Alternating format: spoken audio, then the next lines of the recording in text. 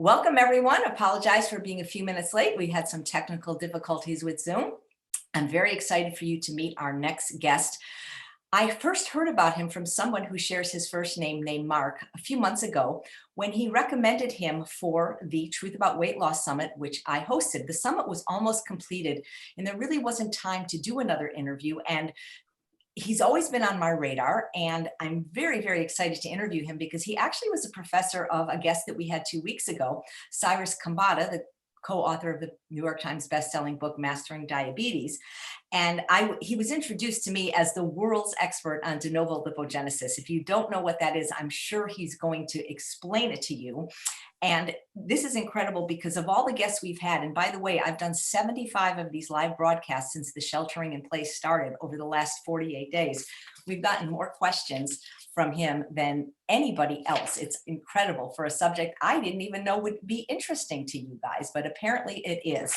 And remember that the best way to submit a question is to please submit it through the mailing list. Every evening we send out an email telling you who the guest will be the next day, as well as the videos that were done that day. And it's just that when you do the live feed, it goes really, really fast. And sometimes I miss the questions and I have to respect my guests and pay attention to them. So please send the questions in, and there's probably so many, we'll have to have him back again. Even though I haven't had him the first time, I know I'm going to really like him. His name is Marc Hellerstein, Ph.D., MD.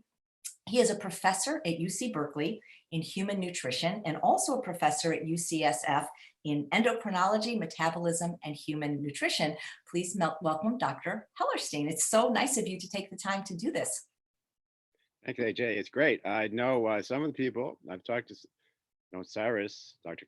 Khambatta, for years, and this is good stuff. I really like to do it interactive. I like to answer questions rather than monologue if we can help it. In this situation, you can't really verbally ask, but if you get a way of posting questions to the chef, I would. Well, you mean I can't verbally say them to you because you can. I'm saying they can't throw them in. Oh, I see what you're saying. Well, I'm being the voice of them because I have their names and who asked them. But if you don't mind, Dr. Hellerstein, I'd like to start with a question from your former student, Dr. Khambatta, because I think it's on everybody's mind, especially people like me that pretty much eat only starch. Cyrus says, many people are terrified of eating carbohydrate-rich food because, quote, carbs make you diabetic and carbs turn to fat, unquote. Based on your knowledge and experience as one of the world's experts in carbohydrate metabolism, should people be avoiding carbohydrate-rich food in their diet? Not for that reason. So let's talk about the interaction between carbs and fat, two major macronutrients, really, in addition to protein, and talk about how the two interplay. I think that's the first part of what I'd like to talk about today. If we have time, I would like to also get to the idea of insulin resistance and how that becomes ultimately disease, or particularly diabetes, because this is another area where it's really intuitive, but you have to, I think, have it framed in a coherent way. And I think we can do that. So let's talk about carbs. First of all, if you think about the amount, let's think about how much is in your body. I was hoping we would have what's called a whiteboard, but this Zoom for some reason didn't have it. So I prefer to just draw stuff on a board to keep it simple. But let me just try to visually paint pictures or verbally paint pictures. So just picture 3 squares of different sizes. One is how much fat you have in your body as calories. One is how many carbs, and one is how much protein. The average person is going to have about 130 to 150,000 calories of fat in their body. That's 15 kilograms of fat. That's not even an overweight or obese person. So you have a lot of fat in your body, and so from day to day, your amount of fat doesn't change much. And the more fat you have, the more your body will tend to break it down to do lipolysis. And so this is and this is sort of a feedback loop of the body in general. The more carbs you have in glycogen, which is the storage form in the cells, the more it tends to be broken down and made available. The more fat you have, the more it tends to be broken down and available. We'll get to that as we go through this interaction. So you have 150,000 calories of fat. You have 3,000 calories of carbs, maybe, like a day's worth of fuel. most of it in your muscle, but maybe 1,000, 1,500 calories in your liver for carbs. Very little. Day to day, you can run out of carbs. So your body's very sensitive to how much carbs you've eaten. And then you have, in terms of amount of protein calories in your body, you have a much lower number. You might have 25,000, 30,000 that you could access. So the main, people in our world are typically concerned about having too much fat, not too little, in our world of relatively sedentary lifestyle and caloric excess. So the question that most people want to know, what happens with carbs and fat? So we've done these studies for years, and there's a lot of misconceptions. In humans, most of your fat came from dietary fat. You do some conversion of carbs to fat. That's called de novo, which means in Latin new. Lipogenesis, which is fat synthesis. So new fat synthesis, de novo lipogenesis. We call it DNL because it's faster than saying all those other words. But new fat synthesis means taking a carb or alcohol or some other small molecule that's non-lipid and breaking it down to this thing called acetyl-CoA, and then ultimately reassembling as fat. Some animals do a ton of this. A honeybee makes wax from sweet stuff, pollen, sugar, honey, and that's wax is a lipid. So honeybees do a ton of this. Pigs, if you overfeed them, will make fat from slop, from starch. Cows will do the same, but humans don't do this. In fact, there's we know what the number is. Maybe 20% of a couple of your what are called saturated fatty acids. Most people probably know what a saturated fatty acid is. It's the type, or non-essential fatty acid. It's the type your body can make. Palmitate, stearate are two main ones, and those account for less than half of all the fat in your liver, in your adipose, or in your blood. So even of the half of the fat that you can make from your body, 20% comes from de novo lipogenesis on average. That's a small number. So we're talking about 20% of half. That's 10% of the fat in your body came from something other than dietary fat. Now that's probably in part because most people eat a very high fat diet, and fat turns off de novo lipogenesis. There's enzymes studies, we know that well. But even if you remove almost all the fat from your diet, it's almost impossible to remove all of it. But or very difficult. But if you do remove a lot of it, the human body is not built, it seems, to make a lot of fat from carbs. However, let's not confuse that with saying that carbs are free calories. And this is where people get, I think, in kind of ideological debates as opposed to sort of, sensible, scientific, or just sensible day-to-day discussions. If you eat carb calories, and this is where I wish I had a blackboard to make it clear, but the carbs don't become fat, but they keep your body from burning fat. And a couple of the questions I got through email over the last few days really got to this point quite beautifully, and asking us questions, but understanding it. So this is it. This is how it works. If you eat carb calories, they're not free calories. In fact, carbs, there's a hierarchy of body fuels. What does the human body prefer to burn if you give it a choice? If you give it a choice between carbs and fat, the human body will tend, and there's insulin, and you're healthy, your body will burn carbs. It will spare fat by burning carbs because if you think about it, there's no place to put carbs. We only can store 3,000 calories of carbs. And so a person, especially on a high carb diet, might eat 2,000 calories of carbs a day. So there's nowhere to put it except putting it into fat. And so we don't do much of that. So we mostly burn carbs. They are top of the hierarchy of food. Actually, there's one thing above carbs, which is a funny thing, which is acetate or alcohol. Alcohol becomes acetate. Vinegar is also acetate, but that gets right into your mitochondria and it gets burned above everything. But most people don't eat that much, although a lot of people do drink a fair amount of alcohol. And alcohol will either get burned or converted to fat. So first alcohol, but really in the terms of the major macronutrients, carbs has a priority for being burned, and then fat. So if you eat both carbs and fat, you will typically, healthy person, burn the carbs. Now that's fine, except it means that if you really want to burn fat, you have to not have carbs to replace them. And so one of the questions that was asked is, I don't understand, how can I eat a high carb diet and lose fat? Don't I have to be in a negative energy deficit? And that is true. If you want to lose fat, at some point you have to be in a negative energy balance. It's like money. You can have different sources of money or different, in the end, if you want to save money or spend money, it's just arithmetic. But the key point here is you don't really do a lot of conversion of carbs to fat. But carbs do spare fat. They prevent. So if someone eats a lot of carbs, they can, and they eat a lot of fat, they can store the fats and become obese. So for example, the foods that are very energy dense that have both sugar and fat are the worst offenders for getting fat. If you eat ice cream, you have carbs to spare the fat and fat to go into your body fat. And that's exactly what will happen over time. Or if you eat a lot of McDonald's or other kind of fast foods. So there's a couple other points. Maybe just I'll open it up for AJ if you have any other questions on this as we go. But one of the things is that all carbs are not created equal. Complex carbs are completely different than the way our body treats them than, let's say, sugars. Simple sugars, monosaccharides, particularly fructose, as a liquid form, which is not how nature usually has it, a concentrated liquid form. Fructose or sucrose. Remember, sucrose is half glucose, half fructose, and high fructose is even more fructose.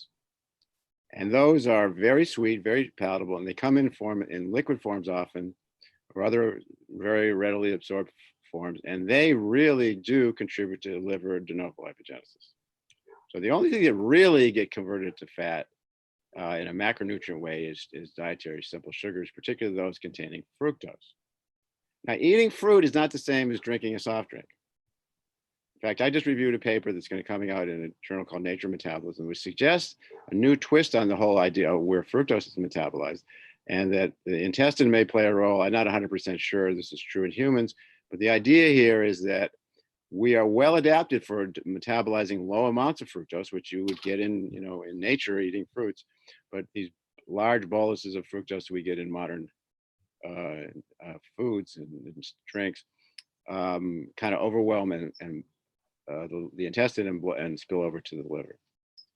So why don't I'll stop there for a second. Let's see if we have any questions or thoughts on that. Yeah, so the second part of Cyrus's question, which other people have about, we'll call it DNL now, thank you for the acronym, is that many people are unclear about DNL, what causes it to happen, how active of a pathway it is in humans, and whether DNL is responsible for people becoming overweight or obese. Can you clarify if DNL is anything to be concerned about in humans? There's a very popular doctor in the world that I work in, plant-based nutrition, named Dr. McDougall, who has a saying, the fat you eat is the fat you wear. And yet people are still afraid to eat whole complex carbohydrates like potatoes, rice, and beans for fear that they're going to get fat. Okay, so this is a little trickier than it sounds on the surface, but what he says is exactly right. Almost all the fat in our body fat is from the fat we ate. Now, again, that doesn't mean that carb calories are free calories, because they will prevent your body from burning fat, but they don't become fat. And so I think there is a difference. People are concerned they eat carbs and they just kind of spill over into the fat. And that's really not how the body does it. Lipogenesis de novo, as I just said, is really a fairly modest contributor. It's like 10% of our body's fat, as opposed to 90% from the diet. So so that was the first question. It's really not that big a thing. Now, there are conditions where it does become more important, like people with fatty liver disease. They do have, 40-50% of their liver fat comes from de novo lipogenesis. So that's real, and that's fatty liver disease is a big new disease. But that's often correlated with sugar intake, and we just did a study in children, and if you reduce free sugar intake in kids, their liver fat, adolescents with fatty liver disease, their liver fat goes down, and their de novo lipogenesis goes down. So I think de novo lipogenesis is correlated with liver fat in fatty liver disease. But this is mostly from free sugars, not from complex starches. It's really different biology for that. Why do you think that complex carbohydrates get so vilified? The things like keto and paleo and the carnivore diet are so popular. At least the people that I admire and work with don't feel they're very health promoting. So, but It's a heck of a question. So my take on these very low, let's look at the epidemiology. In general, people who eat high carbohydrate diets and countries that eat high carbohydrate diets tend to be thinner. It's just a broad statistical correlation. It's not that much, though.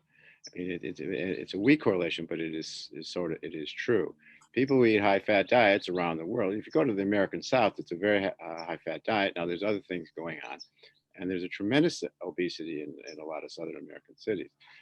And again, I don't want to oversimplify it, but dietary fat is, and just as a part of the average diet, is got lots of reasons to be avoided, as opposed to complex carbohydrates, which have far fewer consequences for everything from blood cholesterol to body fat to obesity. I think, though, that these keto diets and diets like that, keto diet is an extreme diet, but even a kind of a Atkins or high-fat diet, higher fat, lower carb diet, I think it's easier for someone to say that I'm not going to eat a certain kind of food than it is for people saying I'm going to eat less. I think that's in a general sense. So if you get, people will say, I'm not going to eat any pasta. I'm not going to eat any bread. And they just look in their cupboard and they just can't eat anything. For a while, I think that could work because it's kind of a redundant, boring diet, I think is often the case. But after a while, as you get more and more foods that are, friendly to these high fat diets, my take is that they stop working. So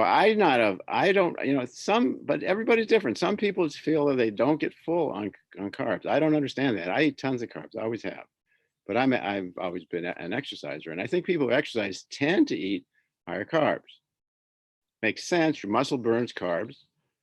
Your muscle gets low on glycogen and carbs. The muscle actually screams to the body, feed me carbs. Anybody who's an athlete has come out from a long run or a bike ride or a swimmer, their body is screaming at them, I don't want to do anything except right now, you get me some food. And the food they usually want is carb because the glycogen has to be replenished. So I believe there's such a thing called an apostat, which is like the thermostat for appetite. Poorly understood, poorly studied, but I think intuitively it makes sense that our body can sense sort of when we're glycogen depleted, carb depleted, and it's sort of a natural loop. You run out of carbs, you fill it with carbs. Whereas, as I said, this is why I started off with how much body fat we have. We have so much body fat that hour to hour, day to day, we can't tell the difference really. So if you don't eat for 2 days, you will run out of glycogen and your body will let you know, but you won't have a difference in your total body fat. So that won't be a good signal. So I think body fat is really not a good sort of a physiologic signal that we should be using, and therefore dietary carbs are a better way to adjust that. And most people who are thin, I think throughout history have eaten higher carbohydrate diets. And most people who are athletic tend to eat higher carbohydrate diets. But some people don't, it doesn't work. Everybody's different in terms of how they grew up and what they eat. Some people can they tell me they just can eat as much pasta or bread and it won't fill them up. So I think those people actually, maybe these high fat diets work. So I don't want to be too ideological. There's some people who that might work. I think in general, though, I don't tend to recommend high fat diets. I don't think they're effective. Now, a keto diet is a little different than your standard high fat diet because it's really extreme. And so you go into this where you eat almost zero carbs. You go into this state called ketosis. Maybe people in the audience are familiar with this. It's really an extreme case. I mean, it's not an average diet. And I don't know how many people will say, I'm not going to eat, bread for the rest of my life or fruit. It just doesn't make sense to me. But some people can do that. And then they feel different.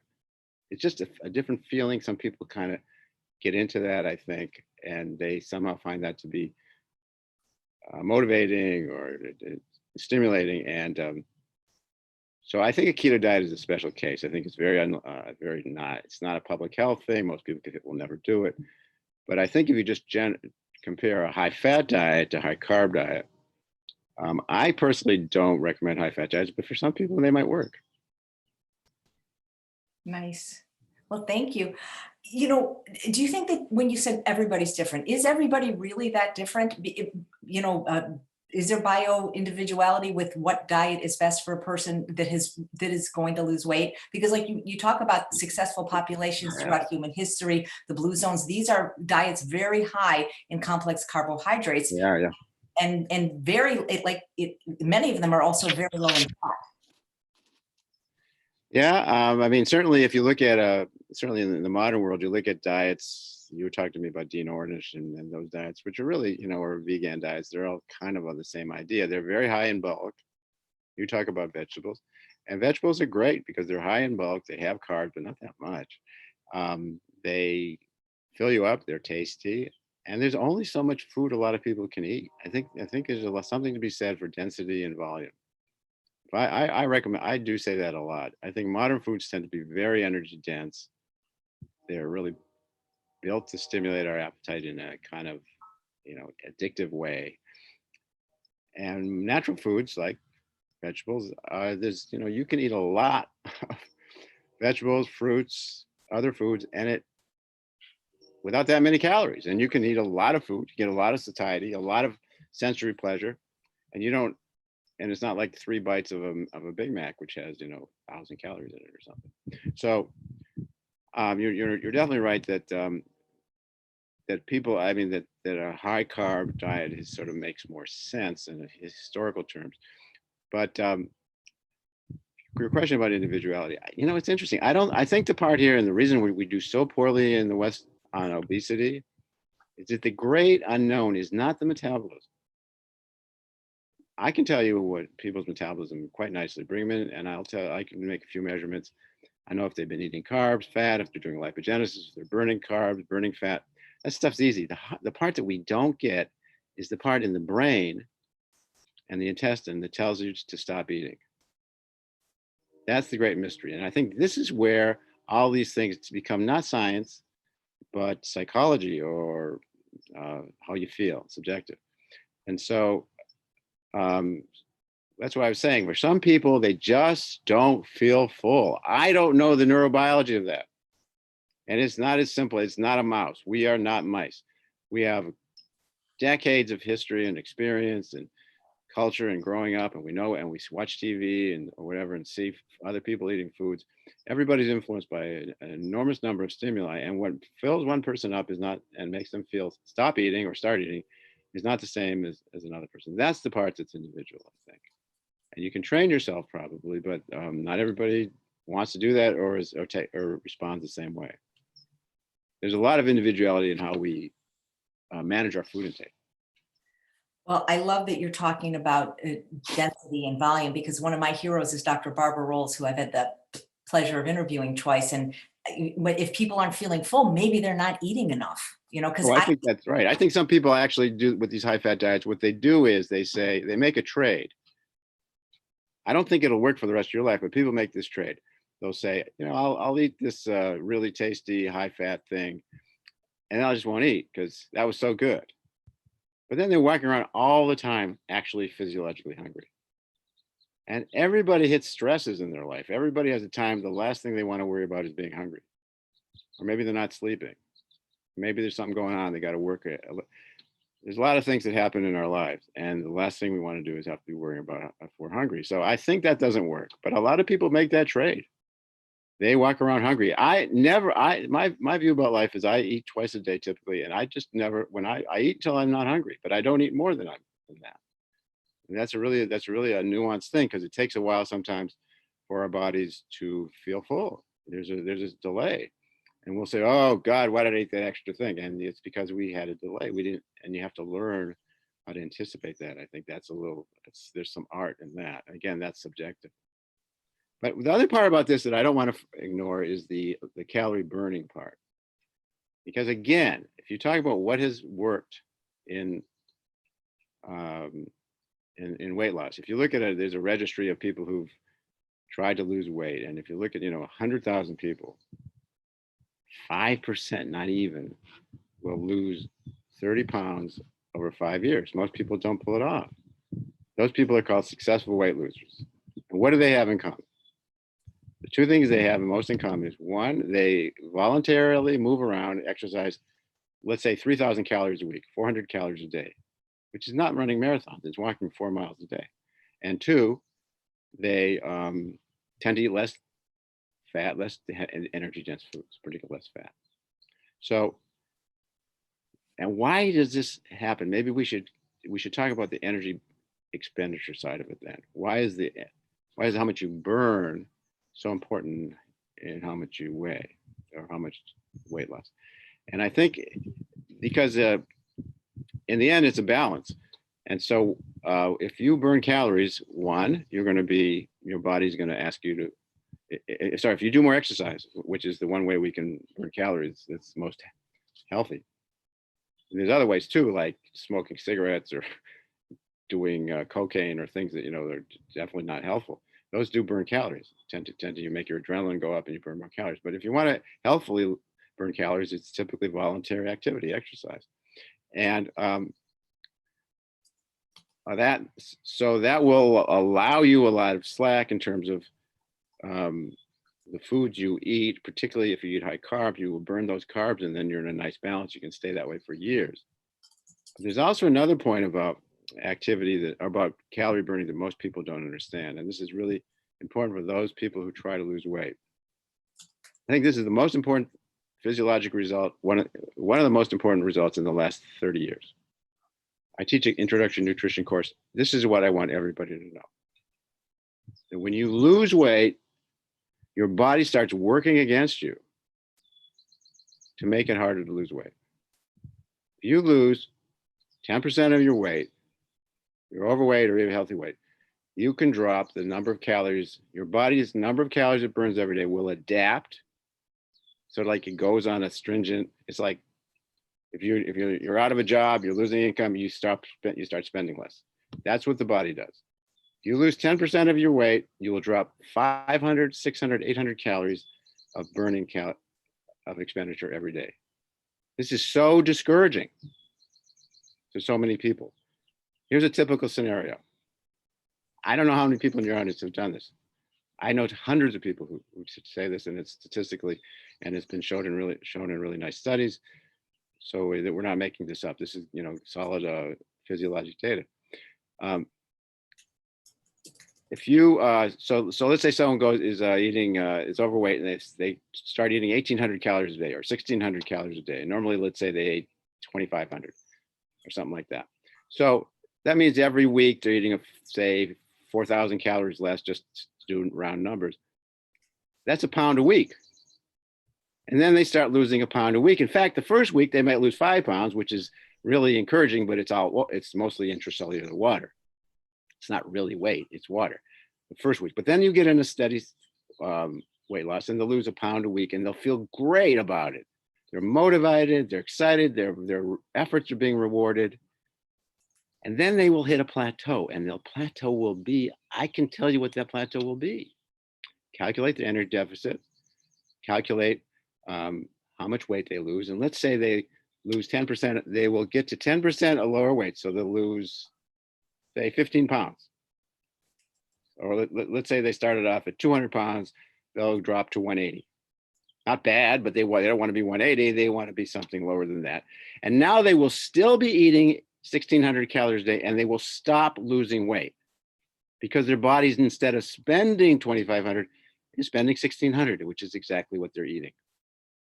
And this is so frustrating because they might say, well, I'm going to go to 1,200. And then it'll happen again. And there comes a point you can't just keep eating fewer calories. So people give up. And this is why most weight loss diets fail. Most, not all.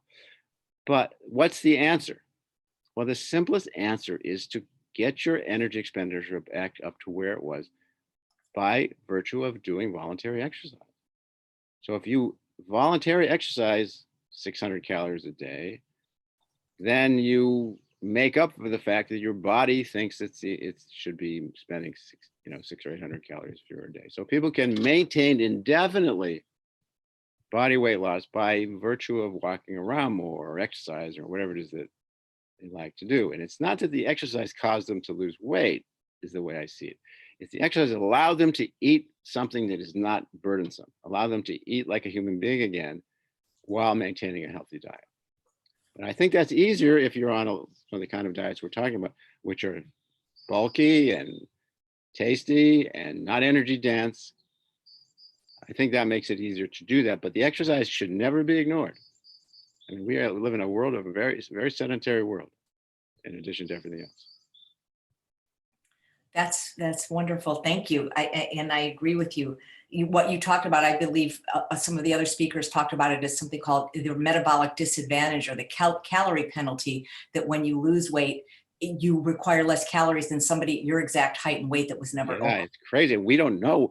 You bring this up. This is one of the great mysteries in modern metabolism. How long does that last? And I don't know. I think the data suggests it doesn't ever go away. I don't know how the body has. I make this sort of analogy. The fat cell is a harsh master with a long memory. It remembers if you've ever been fat or overweight. It really, I should say, that fat cell remembers if it's ever been a bigger fat cell. And somehow it appears to want to defend that. And maybe we need to figure out how to undo that. But that's one of the real problems in weight loss, is that your body reduces calories when you lose weight. Now, the flip side is also true, and this is really important for a lot of people, because to me, it puts it all together in a context that is not, magic anymore. Why do people not gain weight forever? I do this thought experiment I like. Let's say you just said, the hell with it. I'm so sick of all this dieting and I don't want anybody to know. So you put a little freezer in your closet, and every night you snuck in there and you had a cup of ice cream, and just at midnight, and then you went to sleep. And let's say it's 500 calories of ice cream every night. So you might gain 4,000 calories a week. That's a pound. Would you gain a pound a week for a month? Would you gain a pound a week for a year? Would you gain 50 pounds? Would you gain 500 pounds in 10 years? Of course not. Nobody gained. Do you know people who've gained 500 pounds? But there are people who are doing 400 calories a day. So what happens is, and this is the trade that our bodies have made in modern world.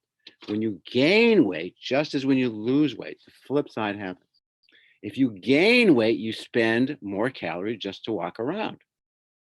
If you gain 10% of your weight, now you can eat 600 calories, 800 calories more a day and not gain more weight.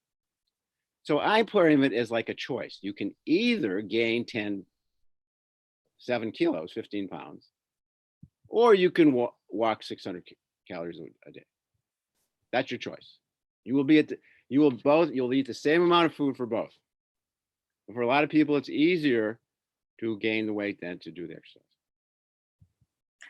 I just want you to know that even though it's our first time meeting, people are saying they love you and that you're brilliant. And I just really appreciate what you're sharing with our audience, because there's so much confusion. And I want to circle back to something you said earlier in the broadcast, because there have been lots of questions about it. And correct me if I'm wrong, but I was taking notes. You said something to the effect of that carbs don't prevent your body from, they don't prevent your body from, they don't cause your body to gain fat, but they prevent your body from burning fat. Yeah, I think that's right. That's fair. Right. So then are you talking if there's a calorie deficit or if there isn't? Because a lot of us follow a low fat diet. Like myself, I haven't eaten any fat of any kind in 8.5 years, at least no overt fats. Yeah. I've lost 60 pounds eating 4 to 5 pounds of potatoes a day. So how was I able to lose weight just eating potatoes? That's a great question. And I think if you really did it, if you put yourself in a metabolic ward for 8 years, or we had a way of testing this, what we'd find is you're not eating fat, so your body, but you're eating some. You're probably eating some. It's hard not to eat any. Well, you're correct, Dr. Hellerstein. I'm eating the fat that's already in the food, but it's been 8.5 years since I have added any overt fats like nuts, seeds, avocado, oil, animal products. I love it, but there's some fat in the food. So your body doesn't know, kind of knows the difference, but kind of doesn't. As far as your body knows, there's some fat coming in. But probably on a day-to-day basis, there are days when you are in a calorie deficit, but you feel fine. You're full, you're happy. Maybe you walked a little more, maybe you ate a little less, maybe whatever. Maybe you were nervous and didn't want to eat, or maybe you were happy and didn't want to eat, whatever the thing goes, however it goes for you. And so those days when you are burning carbs and then you run out of carbs, you're going to burn your body's fat. In fact, that was a question that one of your audience, one of the members asked me. They said, can you lose fat without an energy deficit? some deficit in energy. Because if you're going to spare the fat by the carbs, don't you then have to sort of run out of carbs to burn the fat? And the answer is yes. That you at some point have to have an energy deficit. And then when you have a carb energy deficit, then you'll burn fat. Carbs spare fat. They're higher on the hierarchy, they spare fat, but you can easily on a day-to-day basis kind of run low on fat. Some people like to exercise in the morning, for example, because after an overnight fast, I'm not saying this is better, but it's a theory, a hypothesis that after an overnight fast, you tend to be low on carbs in your cells in your liver. And so if you're going to exercise, you're going to burn something and it'll be fat. Now, what will you do when you eat a meal after the exercise? That I don't know. It depends on each person and probably a lot of factors, but it's not a bad way to mobilize fat and burn it, is to be low on carbs and then do something physical. And someone else asked about night eating. And is that a question that? Yes. Well, I just haven't seen good data on that. I think, so I don't know. Maybe I'm just behind on the literature on that. But right, just because we have a lot of questions live, but also that have been pre-submitted. Many of the people that I interview believe in intermittent fasting, having a long period from the last thing you eat at night until breakfast the next day. They say maybe 16 hours. Different doctors say different things, but there was a study at Northwestern that said that if you eat after dinner, if you eat at night, those calories are more likely to be stored as fat. And so I wouldn't be surprised by that. I don't know if I've seen convincing data, but I wouldn't be surprised. I think one thing that happens at night, one thing that happens is different during the day. And now this is why life is complicated. If you eat during the day, you have a negative feedback loop that you don't want every afternoon to be Thanksgiving, where you just sit on a couch and you're so stuffed you can't do anything. A lot of people have to go to work after lunch or have to take care of their kids or whatever it is they have to do in life. And so I think there's a disincentive to overeating during the day that you don't want to feel stuffed. But there kind of isn't that at night. I think people who do a lot of eating maybe just overeat because then you just crash and go to bed. You don't know the difference. So that could be one reason. I haven't seen data on equal amount of calories at night versus daytime and see if there's difference in weight. You did bring up this interesting thing about intermittent fasting, though. Are there people who are interested in that? Would you like to hear? Yeah, absolutely. Because many of the doctors I've interviewed really promote it as a thing to not only help people lose weight, but to extend longevity. I've done a lot of studies on that in animals, and so I'm very familiar with this literature and with the work itself. So the intermittent fasting idea is a way to find a practical way to take advantage of the calorie restriction program, which has been so astonishingly powerful in animals. Not proven in humans, though. The calorie restriction program is if you put an animal like a mouse, a warm-blooded animal. This is not a fly. Or a lizard. This is a warm-blooded mammal, and you put them on a low-calorie diet. They will, but not a low-protein diet. So it's calorie restriction. They will live the equivalent of 150 years for a person. Every mouse is dead within 2.5 years on a normal, regular chow diet. If you put them on a 30% reduced calorie diet, they'll live to 3.5 years, which no mouse has ever lived that long in a lab. So it's a crazy result, and it's been known for almost 100 years.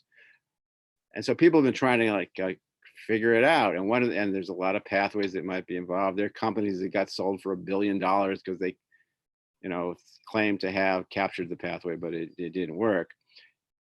So the only thing that's really, there's some genes that you can knock out and this and that, but nothing in humans that is doable other than reducing calories. Now, do most people want to be 30% restricted for the rest of their life without knowing if it's going to help? There are people. when I wrote these papers, I got inundated by people in the Bay Area and around the country who actually do these calorie restrictions. But I think it's kind of crazy. I don't want to be hungry for the next 50 years or whatever it was.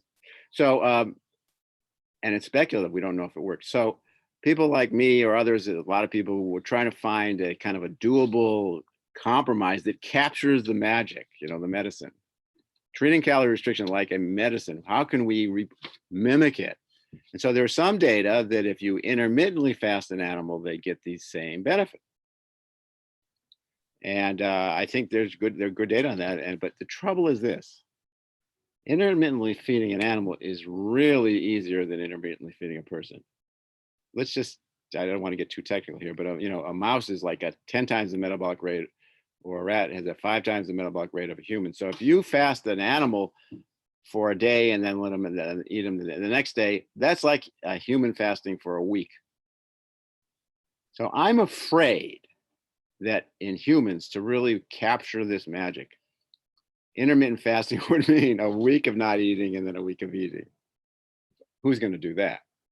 So I think what we have to show is that, let's say 18 hours or something like that between meals really mimics the pathways that are turned on, and that has not been done yet. But I'm really interested in this idea of intermittent fasting, but I think it's premature to extrapolate to people yet. I wouldn't recommend it as a way of living longer. Some people find, even though it might be true, it surely isn't. It's far from being proven, far from it in people. Some people do find it's easier to fast and then they won't eat as much. That spacing out the meals is better. Other people like to nibble. So like I said, everybody's different that way. So I'm a big fan of the idea of intermittent fasting, but it's not proven for longevity yet. Great. Well, thank you so much.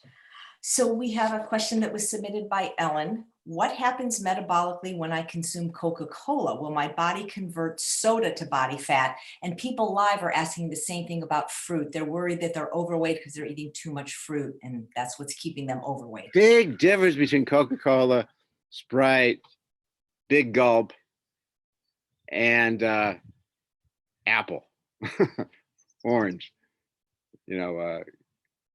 cantaloupe. Big difference in the amount of fructose that gets into your body in the course of a few minutes. Coca-Cola, or really any soft drink, is loaded with calories. They get absorbed immediately. There's nothing that gets absorbed faster than liquid calories. They go right in, and they come into the liver as monosaccharides, particularly fructose, and the liver will convert them to fat. So one of the few things the liver will do like that, that'll convert fructose into fat, particularly in people who are insulin resistant, overweight already, stuff like that, or have fatty liver disease, and they have a tendency toward that. So this is really worse, more bad, if you can say that, for fatty liver than for obesity, but it's the same thing. Coca-Cola will cause spikes in glucose and insulin, and so I wouldn't compare Coca-Cola or sodas to fruit. I think that's just wrong. So eating fruit, now fruits are not free calories. But if you think about eating a natural fruit like an apple, maybe that's an obvious example, but even and oranges maybe, there's some that are more dense than others. But you think about eating a lot of fruits, there's only so much you can eat. I don't know people are eating, I know some people, but not too many, who are eating 5 apples a day. And that would be the equivalent of like, a big gulp or like a big soda. So I think it's you shouldn't worry yourself that those are similar, but they're very different. That's great. So I have a question. I have no idea what he's talking about, but he's a fan. His name is Rithvik, and he's really a really smart kid, college student. He says, Dr. Hellerstein, can you tell us what the update is in the field of beta cell regeneration? Woo, great question. Let me talk about beta. Thank you, Rithvik. What's his name? Rithvik. He is an amazing. Rithvik. I love this. Thank you for a great question, because I wanted to talk about diabetes, insulin resistance, and so on, because I think this is really the business, in a lot of ways, the business end of modern weight control. There's an epidemic of diabetes. So let's talk about let's talk about type 2 diabetes. Now, type 1 diabetes is a different thing entirely. That's an autoimmune disease. Some people have that. It's not a lifestyle disease. It's not under anybody's, as far as we know, it's really not under anybody's control. Type 2 diabetes is adult diabetes, it used to be called. It's now actually very prevalent in adolescents. There's more adult diabetics who are teenagers than childhood diabetics who are teenagers, because of our world of sedentary lifestyle and energy dense foods and all that. But diabetes, the thing that gives me hope about diabetes, even though it's getting so much worse and it's causing horrible problems, especially in certain ethnic minorities in the United States, inner city, rural, people who are getting enormous incidence of diabetes. The thing that encourages me about it, it has a natural history that allows us the opportunity to intervene. So the natural history of diabetes is you start off overweight and insulin resistant. Not everybody who's overweight is insulin resistant, but the vast majority are. Let's say 70%. So most people, if you're overweight or obese, your body is not metabolizing glucose under the influence of insulin the way it should. Most people don't get diabetes. This is really important. 75% of obese people never will get diabetes, even though their body is insulin resistant and the beta cells, the insulin, is trying to compensate. I didn't say that, but that's the key point. So if your body's insulin resistant, first, from being obesity, first thing that happens is your pancreas, and the cells in the pancreas that make insulin are called beta cells. They will make diabetes because that's their job, and they are unbelievably sensitive. Your blood sugar goes up from 85 to 87 in your portal vein, and your insulin will go up. It's incredibly sensitive. It doesn't leave anything to chance. And so it'll go up just to control your glucose, and glucose is a definition of diabetes. So you will have a hard-working pancreas and not get diabetic. 3/4 of the people around the world will have a beta cell, a pancreas that can do this for the rest of their life. Well, at least when they start when they're 40, maybe when they start when they're 15, we don't know if that's true. But when they start when they're adults, 3/4 of people will never get diabetes, which means their beta cell will handle it. 1/4 or so, or a third, their beta cells can't handle it. That's why it's a complex disease genetically. Not only do you have to be obese and insulin resistant, you have to have a beta cell that can't handle the stress. So what this means is it usually takes, not everybody, but 5, 10, 15, 20 years before your beta cell starts to crash and become what's called exhausted. So there's a curve. I wish I had a whiteboard. Your beta cell, initially insulin goes up, then over time it creeps down in type 2 diabetics. Because the beta cell is burning out, it can't handle the constant workload, is the mystery of why, we don't know, but in a subset of people with the wrong genes or something else going on, their beta cells can't do it. So any treatment we give for diabetes is going to either work on making insulin the tissues more sensitive to insulin, or making more insulin in the body, which is the beta cell makes it, or we give it externally. And the part I was going to show with a picture, but I can try to describe verbally, is the key thing that this is a bad thing in physiology. It's called an explosive or positive feedback loop. When your beta cell is asked to do more because the tissues don't respond to insulin, the beta cell will start to fail. When the beta cell starts to fail, the tissues will actually become more resistant to insulin, because insulin actually makes the tissues work better to themselves. And then as the tissues become more resistant, the beta cell has to work even more, but it can't do it, and it starts to fail more, and the tissues become insulin resistant. You can see how this is a spiral, a vicious cycle, whatever you want to call it. It was called in systems theory, it's called an explosive loop. Instead of getting better, it gets worse. And this is why some people with type 2 diabetes, they just sort of their sugar goes to hell for no reason. And I see these patients in my diabetic clinic all the time, and I would just say, well, something happened, we didn't get it, and you started spiraling down. Let's reverse the spiral.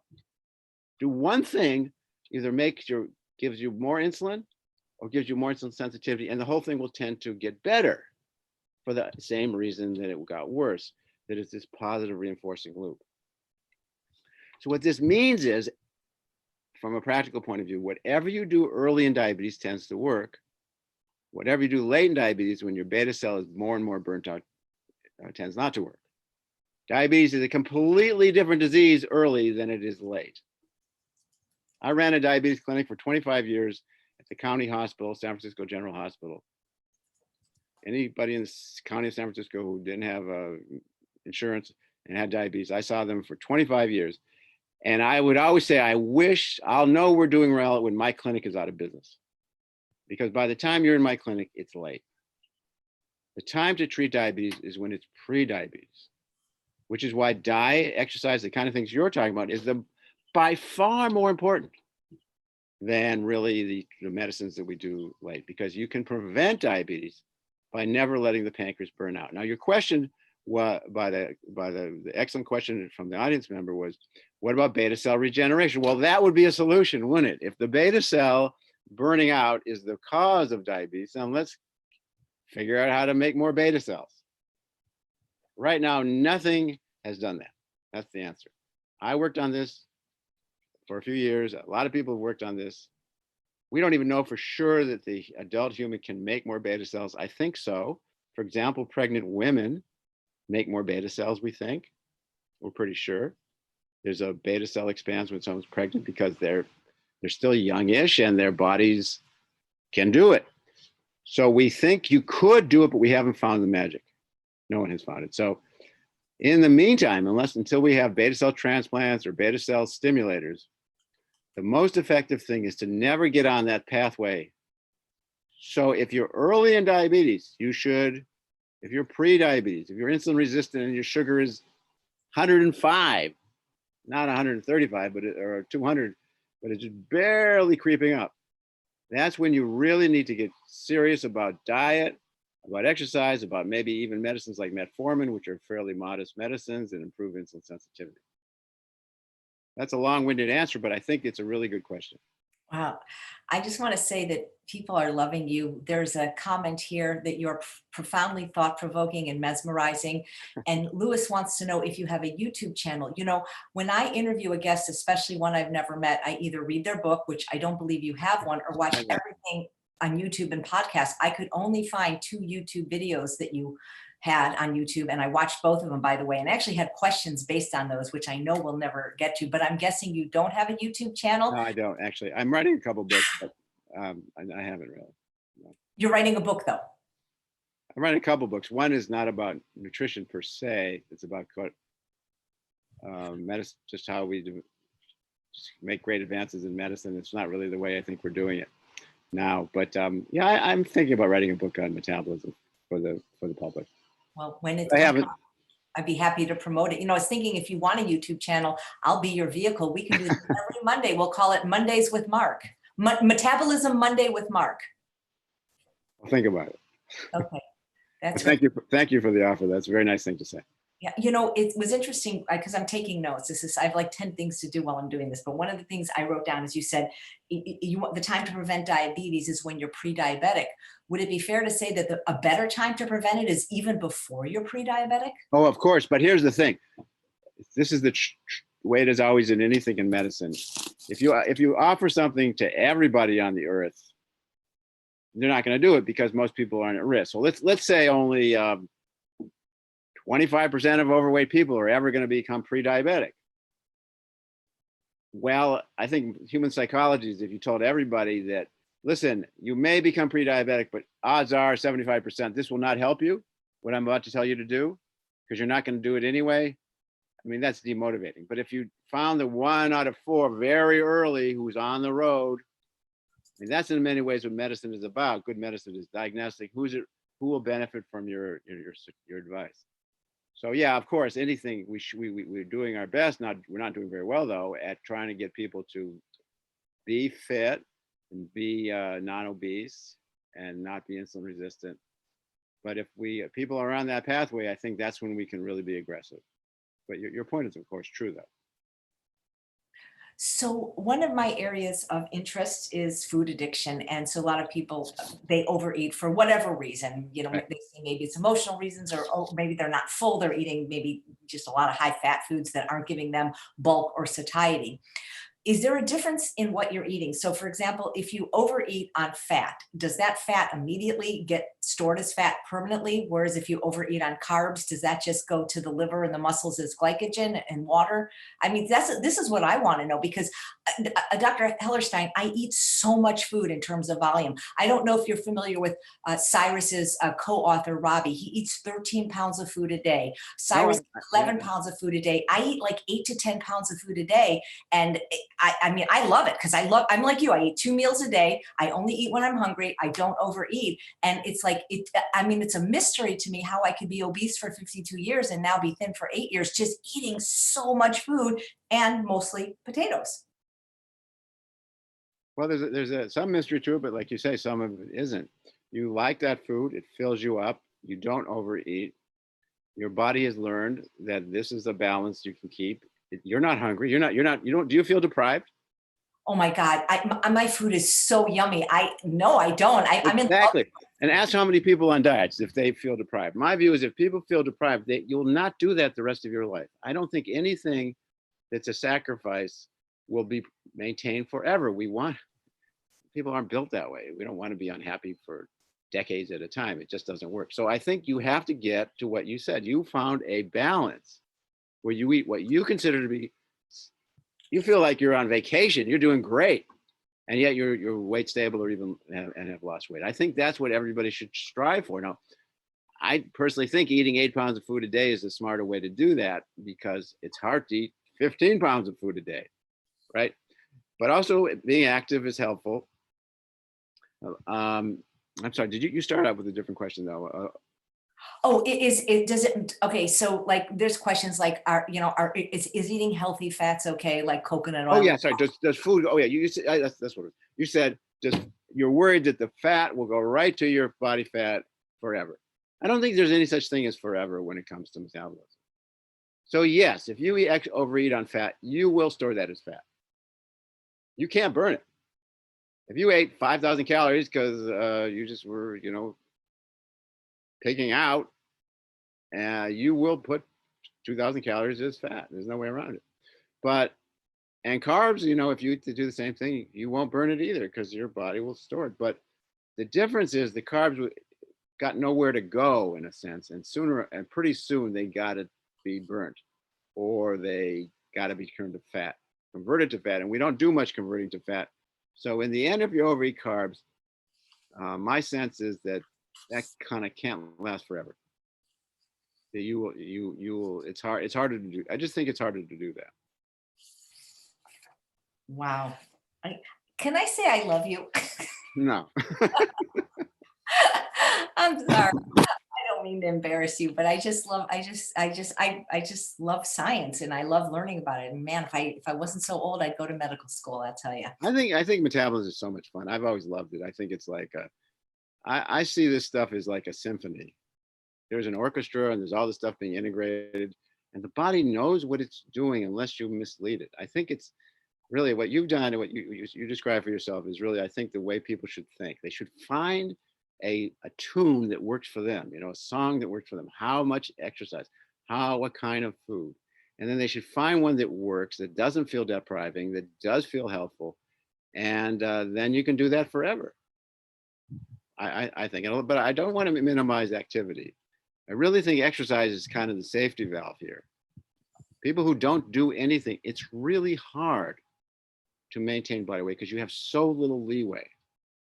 You can increase how many calories you burn every day by, 800. That's a lot. And there's another point about this, that the more muscle you have, the more calories you burn. Lean tissue or muscle is what burns calories. So a lot of people say, and I think this is, again, a big mistake. They say, I exercise and I haven't lost any weight. What the hell? What's the point? That's really wrong. First of all, if you're fit, that's way reduced risk for heart disease just by being fit, by being able to burn. Having metabolic fitness is one of the most powerful predictor of who gets a heart attack and dies at the same body weight. But not just that. If you exercise, you walk around or do swimming or do anything that builds a little muscle, you will have a different body composition. You'll have more muscle, more lean tissue, less fat, and the lean tissue will let you eat more without gaining weight because the lean tissue burns calories. There's a book was written called Strong Women Stay Lean. And I mean, it's a simple idea that if you have more metabolically active tissue, it's easier to be in energy balance. So again, it's really an interplay between diet and activity when you're talking about obesity and health in general. Yeah, thank you. Are you familiar though with that article that came out in the Scientific American Journal about exercise? And if you're not, maybe you can come back and we can talk about it, and I'll send it to you, where they said, and this is not me, that exercise actually contributes negligibly to fat loss. But I do believe it's important for the reasons you're saying though. Yeah, I think that's really, haven't seen that article, but I think a lot of those studies are really profoundly flawed. If you tell someone to exercise and they don't love it, it doesn't work. The people who do lose body fat almost all exercise, but they weren't told to do it. They do it. They love to do it. They do it with passion. They do it for years. So I think those studies are flawed. I think if you look at people, there was a study by a guy named Ralph Paffenberger 60 years ago, maybe. He was a Harvard undergrad, and he's followed Harvard students for the next 50 years or something, 60 years of their life, till their 80s, you know. And he found that the people who were active as college students stayed active the rest of their life, tend to, and were thinner and had less heart disease. So, I mean, that's not saying to somebody, hey, go run on a treadmill. I know you hate it, and then you lose body fat. That's people who get this into their life. I think probably that the data are that they do have less obesity and less heart disease. And by the way, even without a change in body fat, this is another point, you have a much greater health just by being more fit. I can show you tons of data on that. So again, I don't think we should ever underestimate this interplay between diet and exercise. And I do think in general, people who exercise will have more of a preference for carbohydrates, because the body craves carbohydrates after you exercise. Yeah, thank you. I got the memo late, but now I am an avid exerciser every day. So yeah, as people are worried that it's going to increase their hunger if they exercise. Well, it will a little bit. I mean, but the question is, what's the balance? So I think there's a lot of people who do this kind of arithmetic. They say, well, I sat on a bike and I hated it. It was boring, exercise bike. And I spent 250 calories, and that's like an apple and a couple pieces of toast. It's not worth it. But they're really not understanding how that works. First of all, their fitness will be tremendous for their health. Second of all, they'll have more muscle if they do this, not just in a perfunctory. If they do this in a really proper way, they will build muscle, and that'll be another couple hundred calories they can spend. It's not just what you spend on the exercise moment on the treadmill, it's what your body becomes. You'll be more energy burning. And also, if you really looked at it, it's not so much that they could eat another piece of bread, because they're going to eat that bread anyway, probably. It's that their body will not have to gain 5-10 pounds to let them eat bread. But people, I do think a lot of what we eat is a little bit mysterious. We don't get it. We eat what we eat in a certain way, and you're going to come to a new body weight depending on what you burn. Are you active? Are you fatter? Are you bigger, fatter? Because that burns calories and things like that. So I think that kind of calculation is really depressive and incorrect. That's great. You know, on one of your YouTubes, you said something that I couldn't believe. You said that you can figure out how much muscle a person has with just one drop of their urine. Yeah, we have that new test. It's a cool test. We're doing this in babies and who are in the ICU. We're doing this so this is a test. Some of you are familiar with something called creatine. It's in the muscle.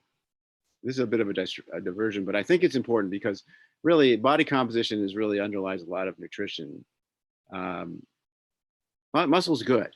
You know, we tend to delegitimize muscle because it's kind of the thing that is about athletes and stuff. No, muscle is really one of the most important tissues in the body for health. And so it'd be important to know how much muscle we have. This thing called a creatine is in our muscle. And so we got a test where you measure how much creatine is in the body, which tells you how much muscle, and you can do it from a drop of urine. And so I think it's very helpful. I think everybody should know that, actually, how much muscle they have. I think that really will be like getting a cholesterol in 10 years. Everybody should know how much muscle they have. Where can we get this test? It's not a commercially available test, but you know, we actually are working on it. So, but I think we will make it commercially available. But right now, it's not. It's a research test. We did a study in 2,000 older men, and followed them for 3 years or something. And we found that using this test, so it's, it's easy to do. We did it in 2,000 guys, that the people who had low muscle mass tended to fall down, become immobilized, go into nursing homes, not work as much, stuff like that. So especially as you get older, muscle is really important to daily health. And again, muscle is influenced by diet as well as exercise. I'm guessing I can only see you from here up, but I'm guessing you probably are very fit.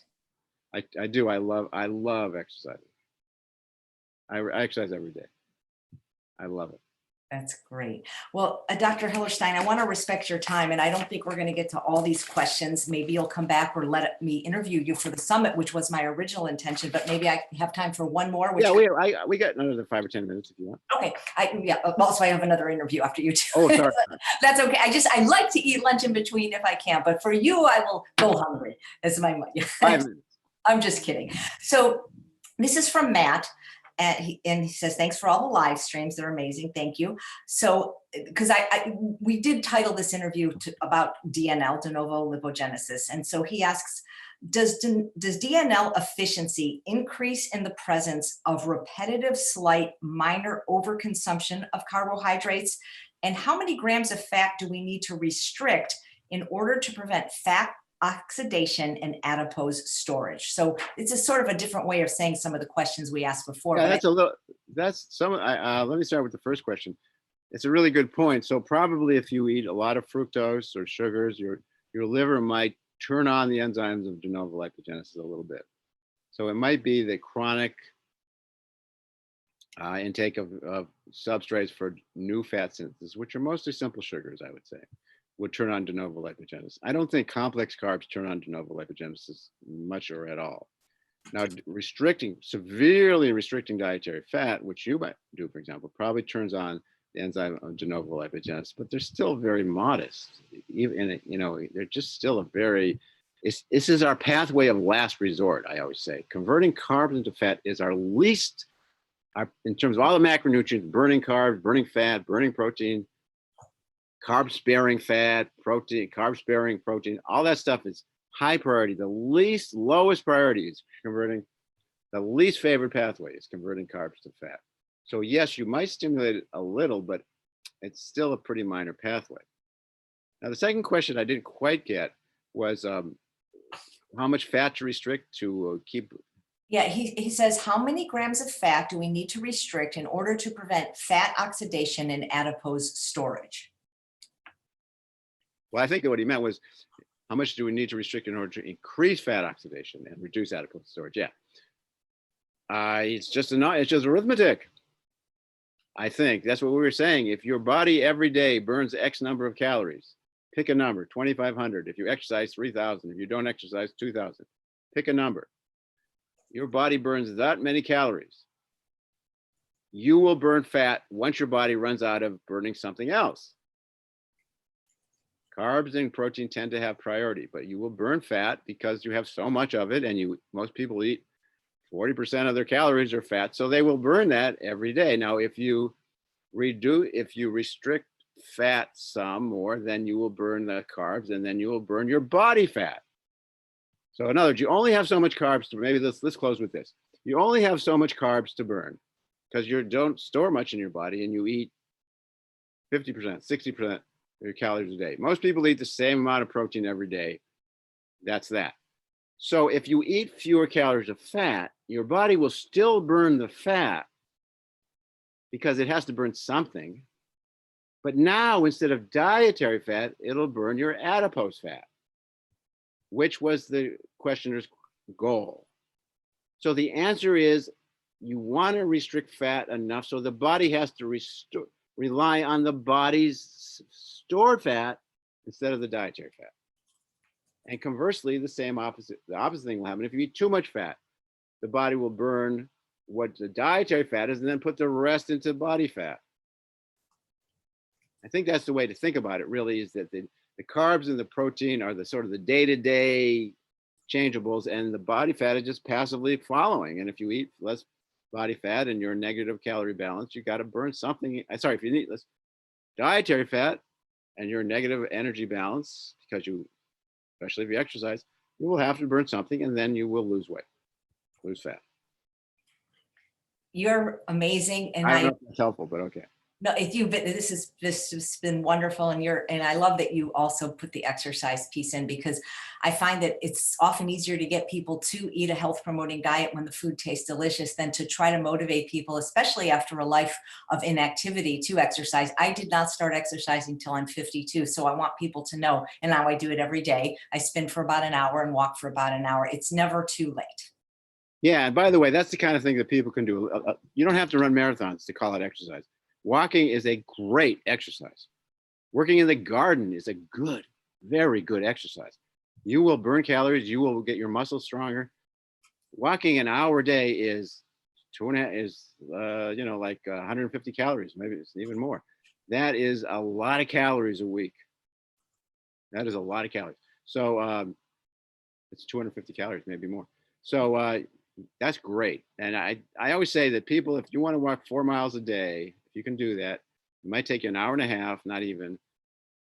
That's 3,000 calories a week. That is a lot. And you don't have to be crazy to do that. You can just, walk to the subway or walk to the store. It's not an extreme activity. So I really concur with what you said. Right. Well, I'm going to let you go, but Cyrus just texted me and said, tell him I said hi. But people are asking, what do you do for exercise? And how do you love it? Like, I don't hate it, but the only way I can exercise is if I'm watching a good show on Netflix. I don't love it. I tolerate it. I think that's partly genetic, but what people want to know what you, Dr. Hellerstein, do. I've been a runner for a long time, and it's hard to be a runner as you get older because you tend to get hurt. So I have to know, it's very nuanced to stay running. The last 10 years, I started swimming because it's not weight bearing. I do love bicycling, and I walk a lot. I got a beautiful dog, and my family and I, we take walks all the time. So my perfect day is to take a long walk, and then in the evening, take a run. But I don't know why I love it, but I do. Wow. Well, maybe next time we'll get into what you eat. I used to produce live conferences, but with what's going on, we had to cancel ours. And I decided I'm never going to do one again. I've done 20 of them. But if I was going to do one, you would be the speaker that I would want most. So I'm hoping you'll come back for the summit where we can actually use the whiteboard and you can do all your drawings. And I really appreciate your time and you being here.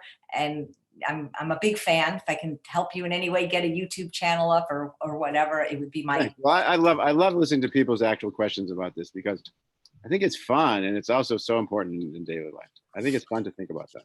Well, if you come back, we've got really a lot more questions. Okay. So thank you, Dr. Hellerstein. Okay, my pleasure. Thanks to everybody. Thank you so much. Thank you, everyone, for being here. And if you come back in a half hour, we will have Chef Del Srofe, and he will be doing a live cooking demo. Take care, be well, and like Dr. Hellerstein says, get some exercise. All you need is 4 miles of walking a day. Bye-bye. Bye-bye.